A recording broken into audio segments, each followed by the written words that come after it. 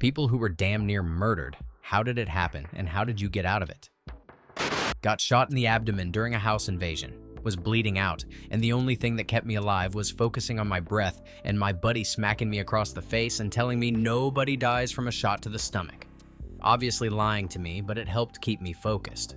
And I guess the doctors too when I made it to the hospital. Worked as a bouncer and had a few drunkards who got violent. I got very good at dodging thrown bottles. One day I get the usual call to come and give someone the walk of shame.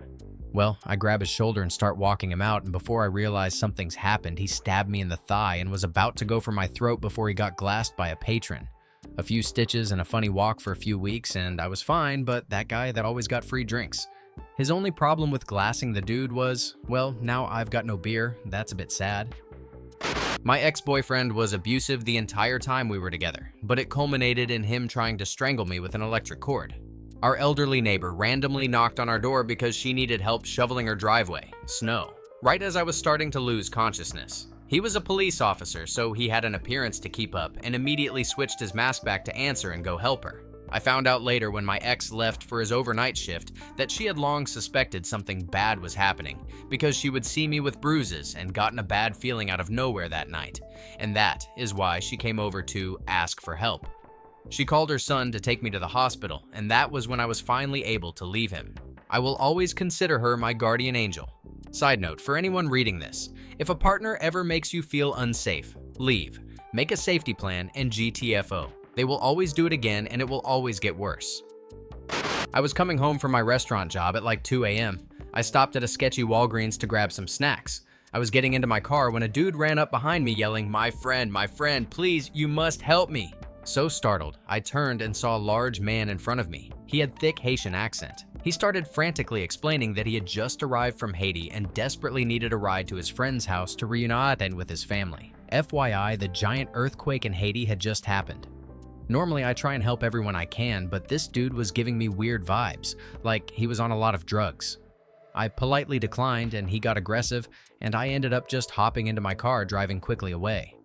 The next morning, I saw on the news he had convinced 2 young girls to give him a ride. He pulled out a knife and forced them to drive about 100 miles away. He then made them park on a side road somewhere and started stabbing them. One died, and the other ran away and got help. He got shot by the police trying to get away. When I was 18, my ex-boyfriend stalked me and basically ambushed me in a municipal parking lot in my small hometown as I was unlocking my car to get in and go home. He punched me in the face twice, and I decided to just be compliant and go with him. It was broad daylight and there were other people in the parking lot, but either they didn't notice or didn't want to assist. I won't go into minute details here unless some really wants to understand the ins and outs of why someone you know might do this to you. But he brought me to his parents' house where he sexually assaulted me and stabbed me 27 times over a period of 4 hours. I survived by not speaking a single word to him the entire time and not reacting to anything that he did to me. I innately knew he wanted to cause me pain, and I disconnected myself from the pain and emotion purposely so not to give him anything at all. He eventually stopped and fled and just left me there. When I was sure he was gone, I got dressed the best I could and started walking on the road where a guy I went to high school with previously, we had both already graduated, picked me up and drove me to a friend's house in town. I lived in a rural Wisconsin town. I stayed at her house for over a day before she convinced me to go to the hospital. I was afraid my parents would be angry with me, which was why I was hesitant. They cleaned and debrided my wounds best they could, but because I had been walking around like that for so long, they couldn't do much more than that for me. My wounds didn't go deep enough to hurt my internal organs, but many did cut into my muscle layers. Yes, I had extensive scarring over my torso for a large part of my life until I was able to have cosmetic surgery to remove a lot of my damaged skin and muscle in my chest and abdomen when I was in my 30s. Nothing happened to my stalker. Stalking laws were not something that were a common thing in 1990. No charges were pressed. My attacker stayed low for a few years in Minneapolis, and then moved back to my hometown area, where he married a couple of times and had 5 daughters. About 15 years ago, he reached out to me on FB and wanted to be friends. My father didn't want any charges pressed and felt that I had gotten what I deserved for dating the guy in the first place. My mother went along with what he wanted, and you might did. We never spoke about what happened to me ever again. It was up to me to work through on my own. My dad is dead now, and my mom has apologized to me in her own way. I don't speak with her about it to this day because she feels so guilty and horrible, and I honestly do not want to do more to her that would make her feel that way. She somehow felt controlled by my dad for many years until she divorced him after 35 years of marriage. I have gone to therapy in the last 15 years of my life, and it helped. But most everything I've done to survive and live has been based on spending a lot of my time being honest and introspective of myself, trying to become as much of an expert on myself as I can. That started the minute that I got into the car with him and we headed out to his parents' house, and it hasn't stopped since. I survived by not giving my attacker what he wanted, despite being compliant with what he asked. When I was 23, I was robbed at gunpoint by a guy who was about my age, maybe a bit younger. I disassociated immediately after the encounter, so my memories of the event are sort of in the third person and weird. But I remember he asked me if I had any valuables that he hadn't already taken while he was pointing the gun in my face. I told him he could check my pockets. He briefly got this look of shame on his face and let me go. I guess pointing a gun is impersonal, but reaching into a woman's front and butt pockets felt wrongly intimate and crossed a boundary for him. FWYW. The only valuables he got were $14 USD, an almost 3-year-old Android phone, and a third-generation Kindle. Way back in 8th grade, another student attempted to stab me in the throat. The situation was the teacher left the room for a few minutes. I don't remember why, but it's not important. The friend sitting next to me got up to go talk to someone on the other side of the room, but left all his things, including a completed homework assignment that was due in our next class. The girl sitting in front of us turned around and grabbed it. Now, while we weren't close friends, I'd always considered myself on good and friendly terms with this girl. I made a comment along the lines of, "Hey, don't copy his work, do it yourself."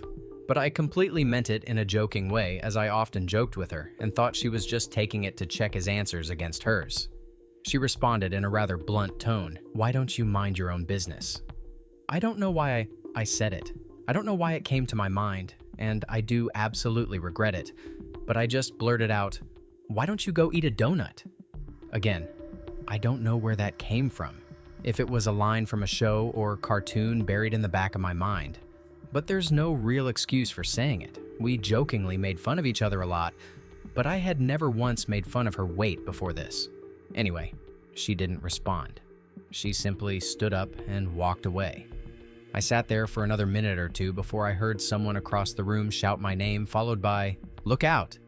Still sitting at the desk, I turned my head just in time to see her behind me with an arm raised that she thrust down toward me. She had gotten up to go sharpen her pencil before coming back up behind me to attempt to stab me in the throat. I got both of my arms up in time to stop her and slightly redirect the trajectory of the pencil, but it still grazed my neck, scraping the skin and causing some minor bleeding. But luckily, it didn't directly penetrate my throat like she was intending.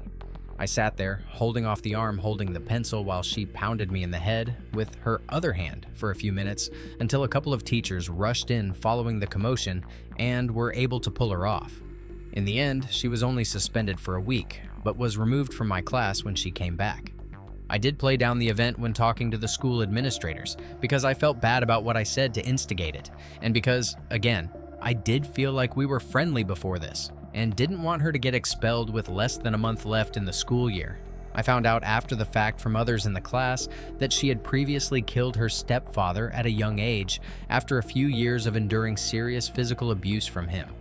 Apparently, this was common knowledge to most of the class who had grown up around her, but I had no idea as I had only transferred into that school for that one school year. So yeah, even though she very much tried to kill me, I still feel bad for her.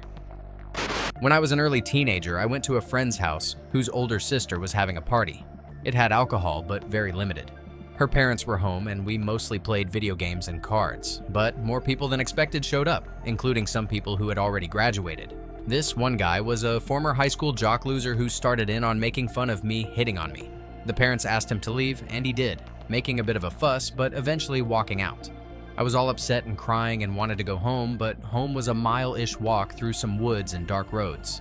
So her parents told me they would drive me home in a bit when the party was over. I was still upset and I was very dumb, so after a bit I snuck out and walked home. A few hundred yards from my house, someone hit me with something I was told it was a baseball bat, and stabbed me in the stomach several times. I do not remember any of this, nor do I remember someone finding me bleeding in a ditch and taking me to a hospital. If I had been there for much more time, I probably would have bled out and died in a ditch. Nighttime. I left from my location and turned onto a main road when I had the green light. I stayed in the lane I was in for a couple miles when suddenly someone overtook me and cut me off from the other lane. Whatever. I don't like to speed in that area because it is a known speed trap. Because he is speeding, there was quite a bit of distance between us. As we both approached the red light soon after, that person felt like I was following him too closely as we approached the intersection, and suddenly he slammed his brakes. Because of the adequate distance between the two of us, I did not have to slam my brake, but just came to a quicker stop, while still leaving enough room between the two of us. Since he broke suddenly to try and check me, he still had much room before the intersection, so he creeped up slowly to the line. Weirded out, I kept my distance. We made our left turn. He pulled to the far right lane and slowed down, thinking I was going to pass him. Well, I had to turn right, so I also went to the far right lane. After we made the right turn again, he pulled off to the side and let me pass. Then, as soon as I passed, he pulls behind me, tailing me hard and turning on his high beams. Obviously, this was trouble, so I drove past the street to go to my house and continued driving. A minute later, he pulls off to a side street. I kept driving up a hill and thought he left me alone. So, at the top of the hill, I turned around to go back down, thinking it was safe. Apparently, he was still there and started following me again, this time being more aggressive. I thought if I would be able to a well-lit place like a gas station, but I felt continuing to drive would anger him more. So, I pulled off to the side immediately. He then pulls next to me and gets out of his car. I roll down my window and calmly ask him, "Hey man, what's going on?" He walks toward me, pulls a gun from his waistband and shoves his gun in my face. Literally, the end of the gun was pressed up against my cheek. He starts yelling and swearing at me, saying I was tailing him. I obviously was not, and that I was putting his family at risk. Meanwhile, his girlfriend was yelling at my ex-wife for looking at them while they are yelling at me. Obviously, at this point, it's not a matter of who's right or wrong. I just want to get my wife and I out safe.